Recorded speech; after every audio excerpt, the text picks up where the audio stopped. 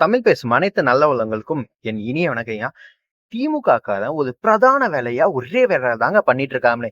இந்த 100 நாளா ஒப்பாரி ஒப்பாரியா வச்சாங்க. இப்ப ஆடி மாசம் முடிஞ்சு ஆவணி மாசம் ஆரம்பிச்சது. ஒரு கல்யாணமா பத்திரிகையா வர ஆரம்பிச்சு, அதுவும் நேத்தெல்லாம் பாத்தீங்கன்னா முதல் முகூர்த்தம் வேற சும்மா ஒப்பாரியா வைக்க ஆரம்பிச்சாங்க. சரிடா, நீங்க வழக்கம் போல ஒப்பாரி தானே வைப்பீங்க, வச்சுன்னு போங்கடான்னு விட்டா ஒரு சைடு அவதூறு பரப்புறதுக்கு ஆரம்பிச்சிட்டாங்க.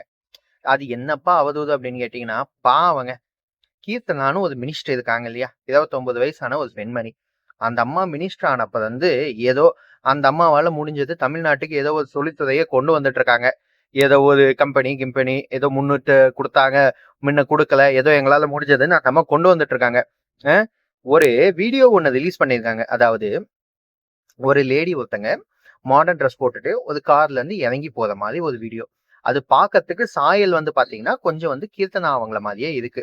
அந்த வீடியோவை எடுத்து டிஎம்கே ஐடி விங் டோட்டலா பதப்பிட்டு இருக்காங்க. 200 ரூபா கொத்தூஸ்ல இருந்து மொத்தம் எல்லா 200 ரூபா கொத்தூஸ் கூட அந்த கூட்டணி வச்சிருக்க சில அந்த நாம் டம்ளர் இருக்காங்க இல்லையா, அவங்களும் சேர்ந்து எல்லாம் பரப்புறாங்க அந்த வீடியோவை. பாருங்க, தொழில்துறை அமைச்சர் இப்படி எல்லாம் சுத்துறாங்க. ஏங்க, எனக்கு ஒரே ஒரு சந்தேகம் தான். அவங்களும் ஒரு பெண் தானே? ஏன் அந்த வீடியோல இருக்கிறது அவங்க கிடையாது ஃபர்ஸ்ட். அது ஒரு ஃபேக்கா பரப்பப்படுற வீடியோ. ஓகே, சந்தோஷம். பட் இருந்தாலும் ஏன் பெண் அந்த மாதிரி உடை அணிஞ்சிட்டு எங்கேயும் போகக்கூடாதா? இல்ல பெண் சுதந்திரம் அப்படின்ட்டு நீங்க எல்லாம் அறுத்து தள்ளுறீங்களே, அப்ப அதெல்லாம் என்னம்பா? சொல்லுங்க. அறுத்து தள்ளுறீங்களே, பெண்ணுக்கு நாங்கெல்லாம் சுதந்திரம் கொடுத்து வைத்துள்ளோம், பெண்களுக்கு நாங்கெல்லாம் பாதுகாப்பா உள்ளோம் அப்படின்றீங்களே. ஏன் ஒரு பொண்ணு இந்த மாதிரி மாடர்ன் ட்ரெஸ் போட்டுட்டு போக கூடாதான்னு என் கேள்வி. இல்ல உங்க வீட்டுல இருக்கிற யாருமே மாடர்ன் ட்ரெஸ்ஸே போடுறது இல்லையா? இந்த பரப்புனவங்க கிட்டே கேக்குறேன். உங்க சொந்தக்காரங்களோ இல்ல உங்க வீட்டுல இருக்கிறவங்களோ, உங்களுக்கு தங்கச்சியோ அக்காவோ இல்ல நீங்க கல்யாணம் பண்ணிக்க போறவங்களோ யாருமே அந்த மாதிரி மாடர்ன் ட்ரெஸ் போட்டதே கிடையாதா? அந்த மாதிரி ஒரு கேவலமான ஒரு ஃபேக் நியூஸை ஸ்ப்ரெட் பண்ணிட்டு வெக்கமே இல்லாம உக்காந்துட்டு இருக்கீங்க பாத்தீங்களா? ஆனா அதெல்லாம் நினைச்சாதான்டா உங்களை எல்லாம் அசிங்கமா பச்சை பச்சையா திட்டணும் போல தோணுது. ஆனா என்ன பண்ணி தொலைறது? அந்த மாதிரி இருந்தா பச்சை பச்சையா திட்டி போட்டா அப்புறம் கம்யூனிட்டி கைட்லைன்ஸ்ல ஸ்ட்ரைக்ல கீட்ல இருந்தா வந்துச்சுன்னா, அதனாலதான் உங்களை எல்லாம் அசிங்கமா எதுவும் சொல்ல முடியல. பட் 200 ரூபா ஊபிஸு கொத்தடிமை அப்படின்ட்டு டீசெண்டா சொல்லிட்டு போயிடலாம். அப்புறம் விஜய் அவர்கள் உருப்படியா, அதாவது 100 நாள் சாதனை அப்படின்ட்டு நிறைய பேர் விஜய் அவர்கள் அடித்த அடி சூப்பர் 6, விஜய் அவர்கள் பிடித்தால் அடித்தால் அப்படின்னு சொல்லியிருந்தீங்க. சரி, ஓகே, என் மனசுல இருந்ததை சொல்லிடுறேன். ஆக்சுவலி இன்னைக்கு பாத்தீங்கன்னா ஒரு இடத்துல உட்காந்து ஒரு இடத்துல பேசிட்டு இருக்கும்போது விஜய் அவர்களை பத்தி நிறைய பேர் இல்ல, நாங்கெல்லாம் ஒரு இடத்துல உட்காந்துருந்தோம், நானு எங்க ஒய்ஃபு எல்லாரும் ஒரு இடத்துல உட்காந்துக்கும் போது வேற கட்சி ஆட்கள் எங்க சொந்தக்காரனே வச்சுக்கோங்களேன், விஜய் அவர்களை பத்தி அது இதுன்ட்டு குறை சொல்லியிருந்தாங்க.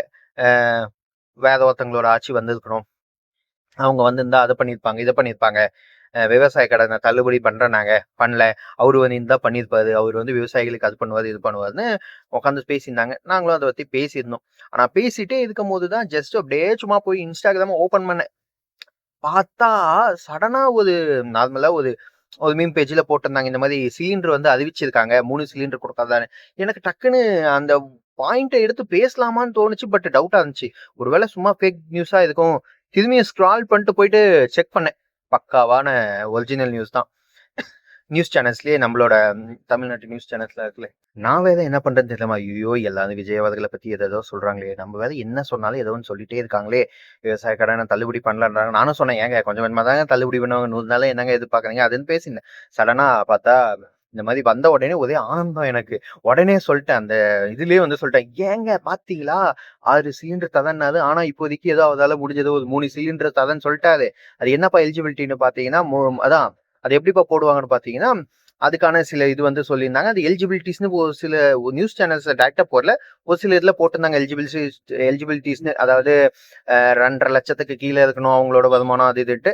பட் எலிஜிபிலிட்டிஸ் ப்ராப்பரா ஒன்றும் கிளியரா தெரியல. பட் 3 சிலிண்டருக்கான பணம் பாத்தீங்கன்னா பெண்களோட, அதுவும் மெயினா பெண்களோட அக்கௌண்ட்ல போட்டுறேன்னு சொல்லியிருக்காங்க. அது ஆக்சுவலி உண்மையாவே ஒரு நல்ல விஷயம் தான், நான் எதிர்பார்க்கல. ஏன்னா இப்ப பெண்களோட அக்கௌண்ட்ல போட்டுட்டாங்க அப்படின்ற பட்சத்துல, இப்ப சப்போஸ் நீங்க சிலிண்டர் வாங்கிடுறீங்க, இல்ல ஆத்திர அவசரத்துக்கு காசு இல்ல அப்படின்னும் போது அந்த காசு உங்களுக்கு சிலிண்டருக்கு யூஸ் பண்றீங்களோ இல்லையோ, வேற எதுக்குன்னா கூட யூஸ் பண்ணிக்கலாம். எங்க வீட்டுல எல்லாம் பாத்தீங்கன்னா நானு எங்க ஒய்ஃபு 2 பேர் தான் இருக்கோம். எங்களுக்கு எல்லாம் இந்த 3 சிலிண்டரு ஒரு வருஷத்துக்குன்னா ஒரு 4 சிலிண்டர் தாங்க மேக்ஸிமம் நாங்களாம் யூஸே பண்ணுவோம். ஏன்னா நாங்களாம் ஒரே வேலை 2 வேலை தான் சமைப்போம். நாங்க எல்லாம் யூஸ் பண்றதே காலையில ஒரு டைம் சமைச்சோம் அப்படின்னா, காலையிலக்கும் மதியத்துக்கும் சேர்த்து சமைச்சிடுவோம். ஏன்னா நானும் கடைக்கு வரதுனால காலையிலேயே சமைச்சு தந்துருவாங்க. ஒரே இதாக முடிஞ்சிடும். அப்புறம் நைட்டு தான் சமைப்போம். ஸோ ஒன்றும் வந்து பார்த்தீங்கன்னா அப்புறம் அடிக்கடி ஹோட்டல்ஸ் வேற போயிடுவோம். அதனால கேஸ் செலவு அவ்வளவா இருக்காது.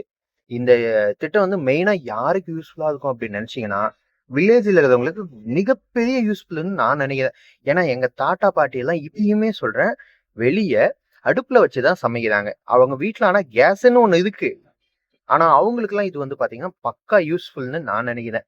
ஏன்னா அவங்க எப்பனா ஒண்ணு இந்த மழை கிழ பெய்யும் போதோ, இல்ல எதுனா ஆத்திர அவசரத்துக்கு செய்யும் போதோ, இல்ல சடனா டீ, காஃபி எதுனா வைக்கணும் அப்படின்னும் போதோ தான் அவங்க வந்து பாத்தீங்கன்னா உள்ள இருக்கிற கேஸ வந்து யூஸ் பண்ணுவாங்க. மத்தபடி சமைக்கிறதுக்கு குழம்பு, சாப்பாடு, சாதம் வடிக்கிறது இந்த மாதிரி வேலையெல்லாம் பண்ணும்போது வந்து பாத்தீங்கன்னா வெளிய அடுப்புல தான் வச்சு செய்வாங்க.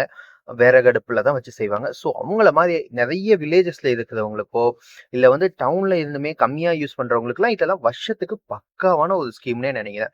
அதுவும் ஒரு சிலர்லாம் மேக்ஸிமம் 4 டூ 5 கேஸ் தான் வாங்குறவங்க. அதனால நாங்கலாம் 4 கேஸ் தான் வாங்குனோம். அதாவது 3 மாசத்துக்கு ஒரு கேஸ் அந்த கணக்குல தான் வாங்குறோம். அப்ப எங்கள மாதிரி ஆளுங்களுக்கெல்லாம் இதெல்லாம் பக்காவான ஒரு யூஸ்ஃபுல் ஸ்கீம்னே சொல்றேங்க. அன்எக்ஸ்பெக்டடு விட்டாது. சந்தோஷம். ஏன்னா எங்களுக்கு யூஸ்ஃபுல் ஆகும். அந்த அமௌண்ட் வந்து நாங்க இப்படி இன்வெஸ்ட் பண்ணி இப்படி எடுத்துக்கிற மாதிரி இருக்கும். சந்தோஷம். அந்த மாதிரி நிஜமாவே அது ஹாப்பியா இருக்கு. உங்களுக்கும் யார் யாருக்கெல்லாம் அந்த ஸ்கீம்ல ஹாப்பியோ அவங்கலாம் மறக்காம சொல்லிட்டு போங்க. இந்த பரந்தூர் ஏர்போர்ட் அந்த விஷயத்த அதாவது இந்த ப்ராஜெக்டே கைவிட்டாங்க. ஒண்ணும் இல்லைங்க. எதுக்கு டிஎம்கே காரங்கலாம் கதறாங்கன்னா, ஒண்ணும் பண்ணியிருக்க மாட்டாங்க. அந்த ஏர்போர்ட் அதாவது அந்த ஏர்போர்ட் வரத்துக்குன்னு ஒரு இது பண்ணாங்க இல்லையா பிளானு. அந்த இடத்த சுத்தி இடங்கடெல்லாம் யாரும் வாங்கியிருக்க மாட்டாங்க. எல்லாம் டிஎம்கே காரங்க, இல்ல அவங்களோட அல்லக்கைங்க, இல்லன்னா அவங்களோட பினாமிங்க அவங்கள வச்சு வந்து இடத்தெல்லாம் வாங்கி ஒரு சிலரோட வீட்ல எல்லாம் வந்து பாத்தீங்கன்னா, இப்பயுமே எம்ஜிஆர் அவர்களோட போட்டோ வந்து இருக்கும். அவர வந்து கடவுள் மாதிரி நினைச்சு கும்பிடுவாங்க ஒரு சில வீட்ல எல்லாம். அந்த மாதிரி ஒரு நிலைமை தான் இன்னைக்கு பரந்தூர்ல இருக்கிற மக்களுக்கு ஏற்பட்டிருக்கு. அதாவது தான் வாழ்வாதாரத்தை இழந்து நம்ம வேற ஊருக்கு போய் எவ்வளவு கஷ்டப்படுவோம்டா அப்படின்ற மாதிரி ஒரு நிலைமை இருந்தப்ப பரந்தூர்ல இல்லைங்க ஏர்போர்ட் வராதுங்க. நான் தேர்தல் அறிக்கையில சொன்னேன். அதுக்கு முன்னாடி நான் பரந்தூருக்கு ஃபர்ஸ்ட் நான் வரும்போது நான் என்ன சொன்னேன், இங்க ஏர்போர்ட் வர வேண்டாம், வேற இடத்துல வைங்க அப்படின்னு நான் சொன்னேன்னா அதுக்கான இதை நான் பண்ணியே தீருவேன் அப்படின்ற மாதிரி விஜய் அவர்கள் ஒரு சிறப்பான இத விஷயத்த வந்து செஞ்சிருக்காரு. நிஜமாவே ஒரு பெரிய வாழ்த்துக்கள்ங்க. ஏன்னா அத்தனை ஏக்கரை வந்து அழிச்சிட்டு, அதாவது சோத்துக்கெல்லாம் என்ன பண்ணுவீங்க? நம்ம சாப்பிடுறது, சாப்பாடு எல்லாமே கஷ்டம் தான். அதை எல்லாத்தையுமே அழிச்சிட்டு தான் நான் உங்களுக்கெல்லாம் ஏர்போர்ட் கட்டி தருவேன். ஏர்போர்ட்ட வந்து நான் விரிவாக்கம் பண்ணுவேன் அப்படின்னீங்கன்னா, அவங்களோட வாழ்வாதாரம்லாம் எங்கெங்க போறது? சாப்பாட்டுக்கெல்லாம் நம்ம எங்கெங்க பண்ணுவோம்? ஒரு செகண்ட் ஸ்டேஜ் ஆஃப் டெல்டாங்க அது. தஞ்சாவூர் அளவுக்கு இருக்கிற ஒரு செகண்ட் ஸ்டேஜ் ஆஃப் டெல்டாவை நீங்க அழிக்கணும் அப்படின்னு பார்த்தீங்க. பட் கடவுள் விஜய் அவர்களை அனுப்பி இதை வந்து கேன்சல் பண்ணுப்பா அப்படின்ன மாதிரி ஏதோ ஒரு நல்ல விஷயம் நடந்திருக்கு. மக்கள் வெடி வச்சு கொண்டாடுறாங்க, நிறைய இடத்துல ஸ்வீட் கொடுத்து கொண்டாடுறாங்க. நிஜமாவே அது கொண்டாடக்கூடிய ஒரு விஷயம் தாங்க. நாமளும் கொண்டாடுவோம். சரிங்களா? அடுத்து இந்த மகளிரோட பயண திட்டத்தை பத்தி அறிவிச்சிருக்காரு. சில பஸ்கள்ல எல்லாம் வந்து பாத்தீங்கன்னா மகளிருக்கு வந்து ஃப்ரீன்னு சொல்லிட்டு, அதாவது விடியாத பயணம் ஒண்ணு இருந்தது இல்லையா? விடியல் பயணம்னு சொல்லி சுத்தினாங்களே விடியாத பயணத்தை. ஒரு சில பஸ்க்கு அதுவும் பெயிண்ட் அடிச்சு வச்சிருந்தாங்க. அதாவது லிப்டிக் போட்டாங்க இல்லையா? Pink colour lipstick. Pink colour lipstick வச்சிருந்தா மட்டும் தான் நீங்க ஏறணும் அப்படின்ட்டு. அந்த மாதிரி எல்லாம் இல்லாம எல்லா பஸ்லயும் நீங்க ஏறிக்கலாம். அதை சொல்லிட்டாரு டீலக்ஸ் இந்தந்த பஸ் அப்படின்ட்டு. ஸோ அந்த பஸ்ல எல்லாம் மகளிருக்கு வந்து பாத்தீங்கன்னா ஃப்ரீன்ட்டு இன்ஃபார்ம் பண்ணிட்டாங்க. ஸோ அந்த பஸ்ல எல்லாம் மகளிர் வந்து தாராளமா போய்க்கலாம். அதுக்கு குறிப்பிட்ட டேட் சொல்லியிருக்காங்க. அதுல இருந்து இலவசம் சொல்லியிருக்காங்க. ஏன்னா திமுகல வந்து பாத்தீங்கன்னா அவங்க பண்ணும்போது மகளிர் வந்து யோசிச்சு யோசிச்சு பஸ்ல ஏறுவாங்க. என்னம்மா ஓசி டிக்கெட்டா அப்படின்னு சொல்லி எங்கடா அந்த டிரைவர் கிண்டல் பண்ணிடுவா அப்படியோ இல்ல கண்டக்டர் சொல்லிடுவாரோ இல்ல இந்த பஸ்ல ஏறினா காசோ அப்படின்னு யோசிச்சு யோசிச்சு நினைச்சு நினைச்சு நிறைய பேர் போனவங்களா இருக்காங்க.